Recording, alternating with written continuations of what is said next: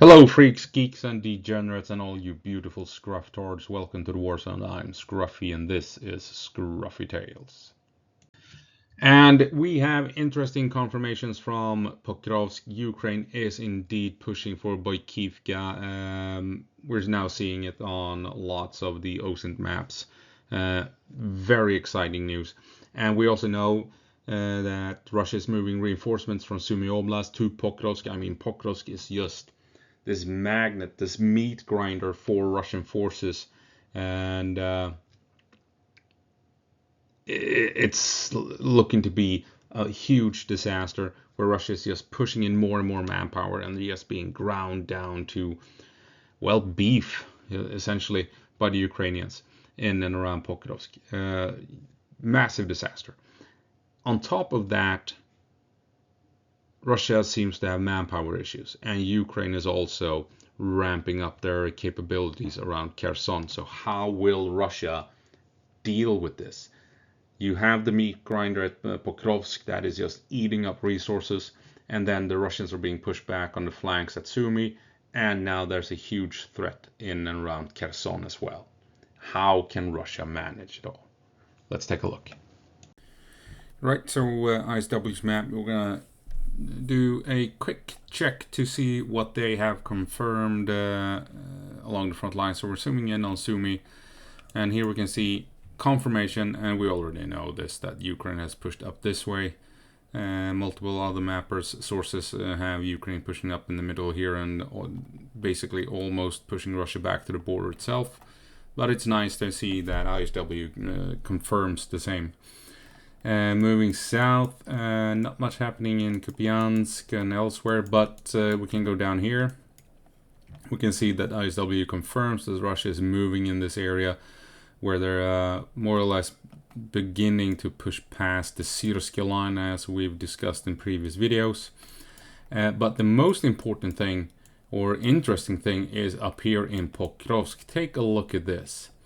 Confirmation by ISW. They have checked sources, they geolocated footage and what have you, and we now have the confirmation from ISW. Ukraine is pushing down this way towards Novotretsky, and they're pushing in through here towards Boikivka, like we've seen on my map for some time, right? We've seen this push by Ukraine strongly towards this bridge here between Boikivka and Novotretsky. And here's my map, and I haven't really updated it in a couple of days, so here we can see confirmation. Ukraine is pushing down towards Boikivka, and they're coming down this way towards Novotretsky. And we know from ISW as well that, or not ISW, but from Deep State and other mappers, Andrew Perpetua, that they're trying to push up towards Razine. So the encirclements, the pockets, they're forming, they're shaping. Ukraine is tightening the noose around these four pockets. We have the Kucherev Yar pocket, Shakova pocket, the Boikivka pocket, and we have the Rodinsky pocket. The Russians are struggling. They've made gains down here, but they haven't really been able to capitalize on it. They want to push up to try and isolate Mykolaiivka. We've also forgot to mention that we see on the ISW map that Russia is pushing in here in Novotretsky, Novoekonomichne. A bit worrying that they're back in town. I would have hoped that they had lost steam here, but it seems as if they're coming down here to put pressure on Novoekonomichne, as it were. But yeah, really interesting that we can now see on ISW confirmation that Ukraine is well and truly operating in this area, pushing into Pankivka and coming in towards Boikivka here. And as we're seeing on most mappers as well, Ukraine is applying pressure here towards this valley and trying to push into Mayak, coming up into onto the top of this big hill where you have these trench lines and fortifications. And in so doing, reducing the ability for Russia to move logistics and reinforcements north safely to assist the Shakova pocket. So yeah,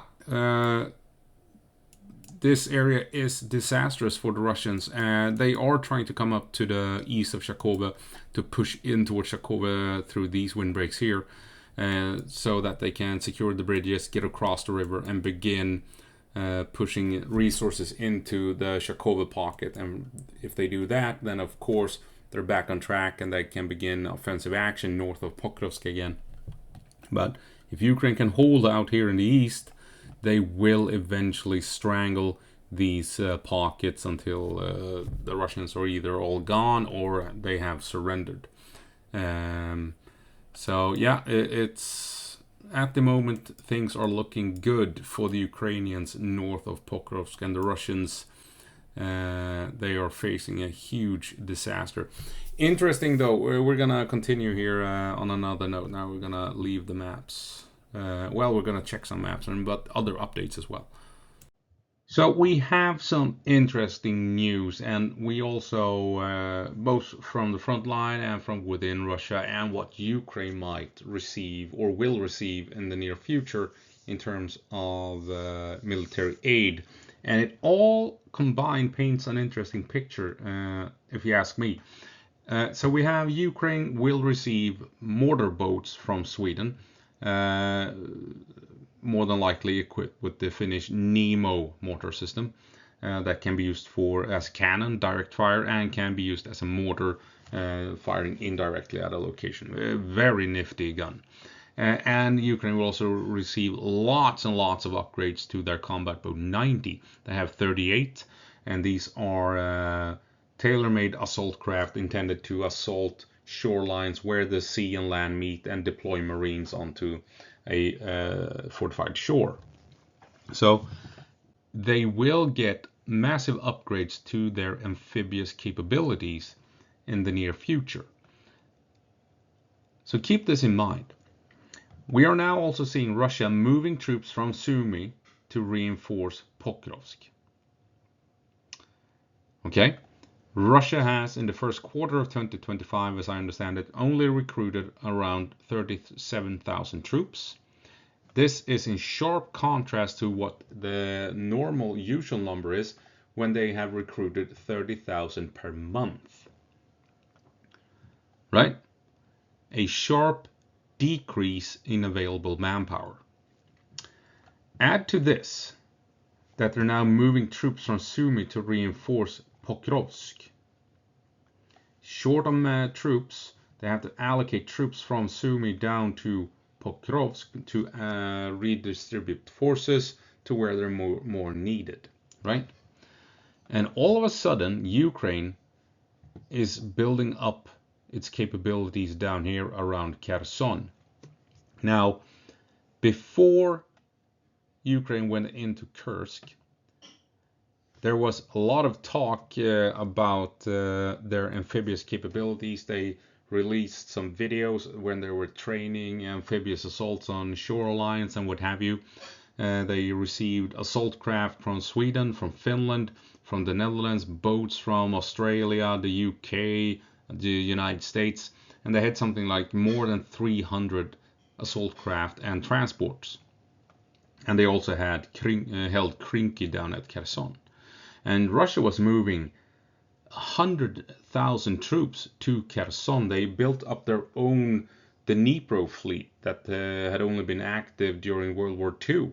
So they were building up the Dnipro fleet to operate down in Kherson. They reinforced with 100,000 troops. They had Ukraine held Krinky, and they had 38 combat boat 90. So Russia had a huge force down here just because Ukraine was building up this amphibious force, and then, you know, they struck at Kursk. So Ukraine more or less used their amphibious forces as a distraction, a diversion, forcing Russia to move as many troops as they could down here, and then Ukraine struck as far away as possible until the end, right? And now we're back in the same situation. Mortar boats, upgrades to the combat boat 90. Russia is low on manpower, moving forces from Sumy to Pokrovsk. and they are not able to recruit as many troops as they want. And now there's another threat to the Kherson area with these mortar boats and the combat boat 90 upgrades. Will Russia be forced to allocate troops here once again to prevent Ukraine from making a successful amphibious landing, weakening other front lines further? I mean, they're moving troops from Sumy. Will they move troops from Kharkiv next, maybe, to reinforce Kherson, just in case Ukraine launches an amphibious assault across the Dnipro and the Bay area here? Russia has a lot of things to think about right now. They can't reinforce all their front lines. They're low on manpower, low on tanks, low on everything. They're focusing everything down here at Pokrovsk. This is a huge hub of activity right now for a big portion of the Russian army. They're abandoning Sumy, and all of a sudden it's a threat down here again, out on the flank. So we have two big threats on the flanks, and Russia can't reinforce every inch like they used to back in 2023. Right? So what does it all mean? Is this just a distraction to force Russia to move more troops down to Kherson, making it easier for Ukraine to defend the center of the front line? Or will Ukraine launch an amphibious assault in an attempt to bypass the Skruffytalez line? We've been talking about the defensive lines with in the latest videos, and I talked about it all the time back when we were talking about the Kherson and stuff like that. They want to attack Kherson to bypass the Skruffytalez line, because you need, like we've said, you move around defensive lines. You can't go through them, like 2023 was evidence of. So yeah, the Russians, they need to make decisions. Reinforce Kherson or Pokrovsk. They're already moving troops from Sumy to Pokrovsk. They're already having issues recruiting the troops and manpower they need to maintain the front line. And Ukraine is building up forces in and around Kherson, or capabilities rather, and Ukraine is pushing Russia back up at Sumy. And we know that at Pokrovsk the Russians are in trouble, having overextended when they moved in north of Pokrovsk. Interesting, right? Food for thought. Well, that's it. That's all I have for this time around. I hope I'll see you in the next one. As always, go på marsch, Ukraine, and give them hell.